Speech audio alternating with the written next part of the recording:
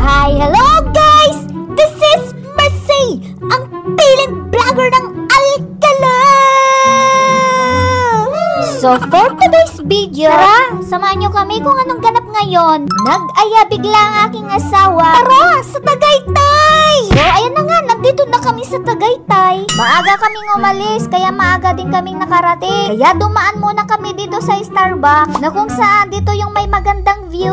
Oo, ayan, magsusuot muna ako ng sandal. Nagchinyelas lang kasi ako, kaya sabi ko mamaya ko na ito isuot. So anyway, isa din ito sa dinadayo dito sa Tagaytay dahil may magandang view.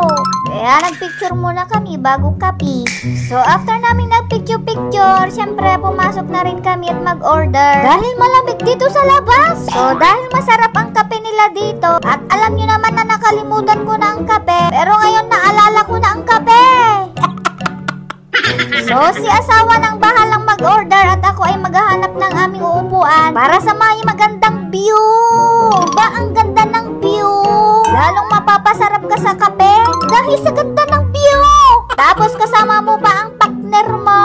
Nakaka-relax ng feeling. Lalo na ang simoy ng hangin. Parang nawala lahat ng problema mo sa buhay. At ito na nga yung in-order ng aking asawa. Tara na't mag-almusal. Dahil mamayang 7:30 pa yung misa. Total malapit lang naman yung simbahan. So habang kami kumakain, bigla naman umambon. Kaya pumasok na lang kami sa loob. Pero grabe naman, napakalamig naman dito. So dito muna kami nagpalipas ng oras hanggang sa maubos namin yung kape. At ayan na nga, naubos na nga namin. At sakto naman, wala nang ambon. So we're going to church na. Sakto pagdating namin doon, 7:30 na. Mga 3 to 5 minutes lang. Oh, andito na kami. Bali dito kami magpapark. Dahil sa kabila pa yung simbahan. Dahil dito alas 8 pa yung misa. Kaya dito kami sa kabilang simbahan kami nakimisa. Sakto naman paumpisa na. So magsisimba muna kami, guys. So 1 hour and 30 minutes later, ito na nga't natapos na. So next destination namin ay sa SBD Farm. Malapit lang dito, guys. Kaya pinuntahan na din namin. At nabidyoan ko nga itong mga pine tree. Apakaganda kasi. So ayan na nga, andito na kami. Pagkadating namin, bigla namang umulan. Pero buti na lang may payong. Laging handa itong kasama ko eh. So naglibot-libot lang muna kami. Walking. Libutin lang namin itong farm na to. Maganda din talaga dito sa Tagaytay, parang bagyo lang. Bundok, tapos medyo malamig-lamig. Tapos ayan yung mga pine tree, ganon. So after naming maglibot-libot, kami ay napagod na. Kaya napunta na kami sa kainan. Ito pala yung una nilang sinerve, yung halo-halo. Eh, matutunaw na. Wala pa yung pagkain.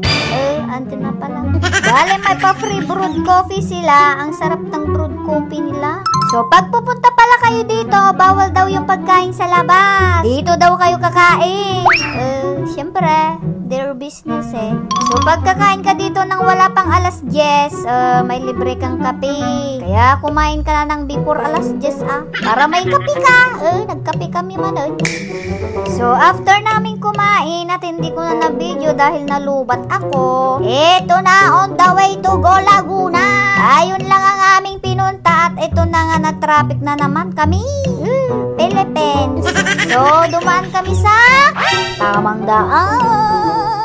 And then, napadaan kami dito sa mga branded na sapatos sa warehouse nila. Naka 20, 40 to 50% off sila dito, guys. New Balance, Nike, Skechers, Puma, Converse. Tapos, wala yung gusto namin. Kaya, umuwi na kami. Paano na? Magbababay na naman ako. Thank you for watching!